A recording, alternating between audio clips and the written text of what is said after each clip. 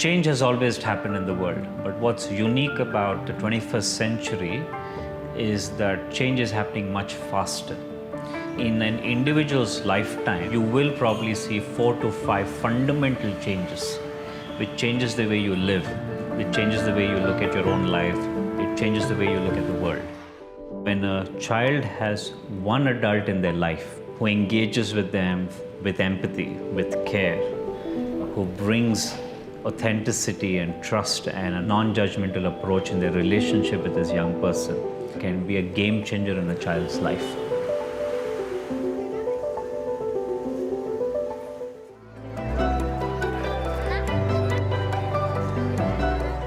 Helping governments shift their own mindsets around the role and purpose of education is really where the game can truly change.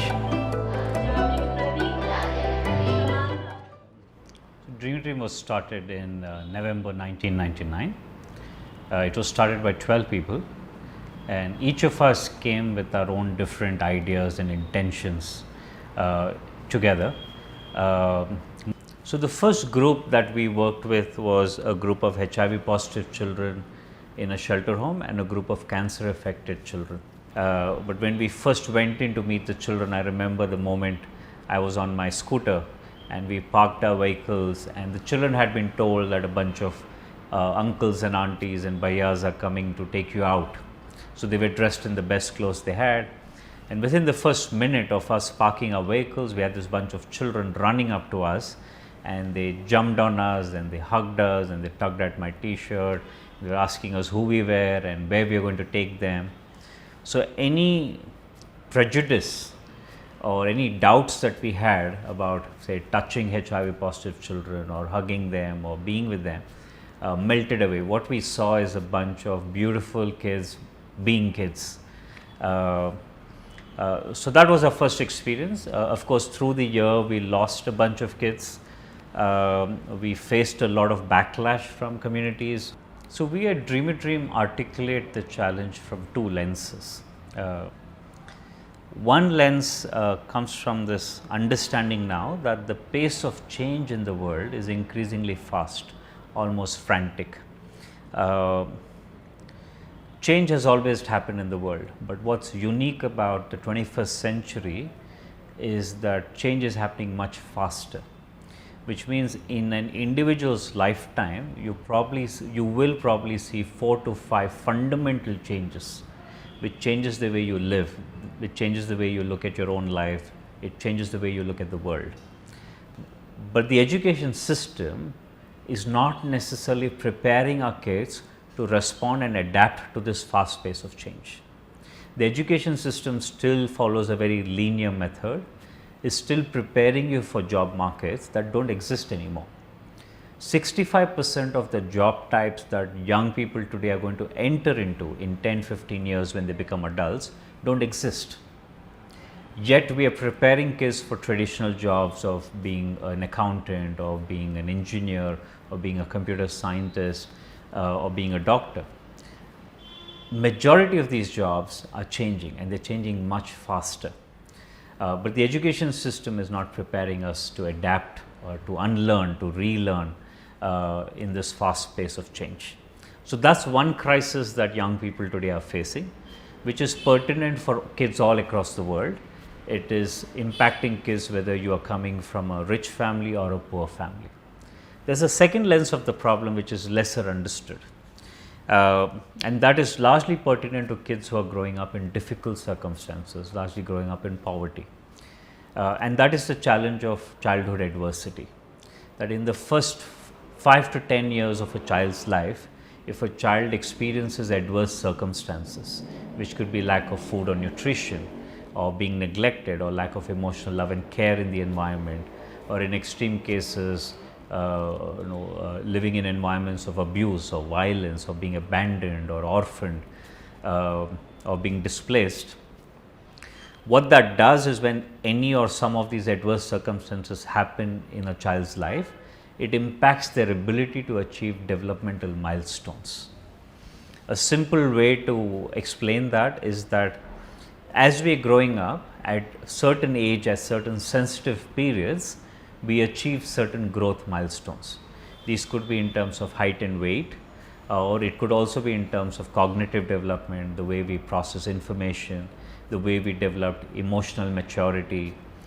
Simple things like, very young children struggle with, say, tying shoelaces, but then you hit a certain age when you learn to tie shoelaces. So that's a developmental milestone. When you're very young, you might struggle to, say, put a button on your shirt, but after a certain age you're able to do that, which tells us that you have developed your hand motor coordination skills. At a very young age, you don't necessarily understand voice, tonality, vocabulary, expressions, emotions, but then after a certain age you start responding to the way your parent talk to you, to what they say to you, in what tone they say to you, and what words they use. Each of these are developmental milestones. But because of adverse circumstances, if you miss these developmental milestones, or at the time when these developmental milestones need to be achieved, it results in what is called stunting or failure to thrive. So what you have achieved, what has happened to you is that either there's a developmental delay or there's a developmental damage if the adversity is severe.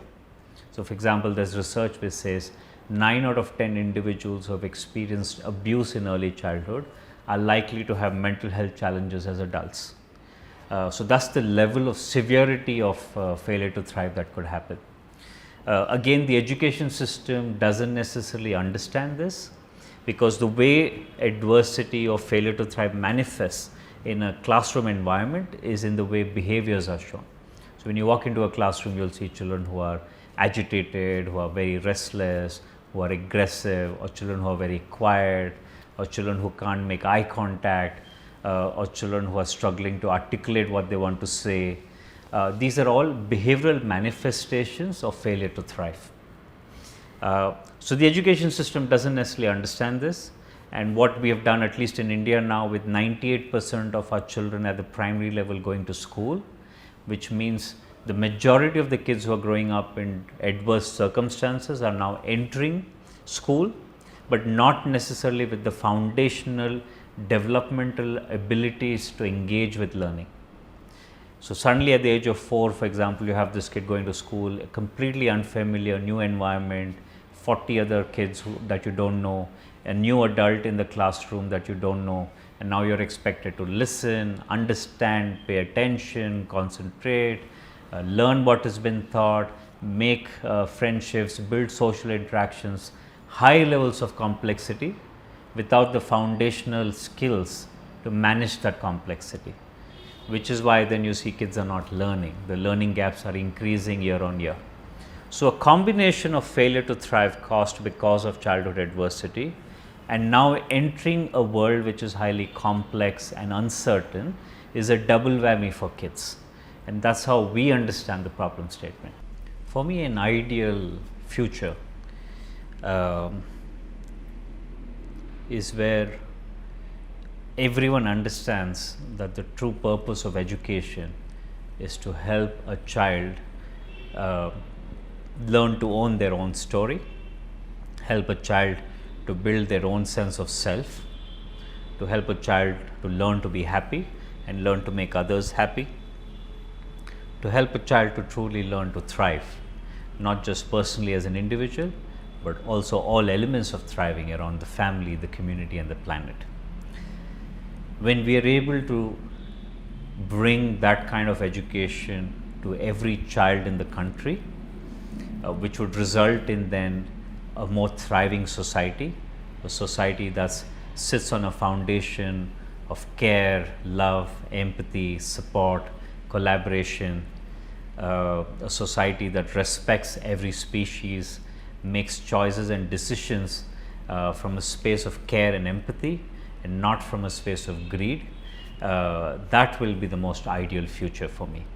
And I truly believe education can enable that to happen. School systems, teachers can enable that to happen.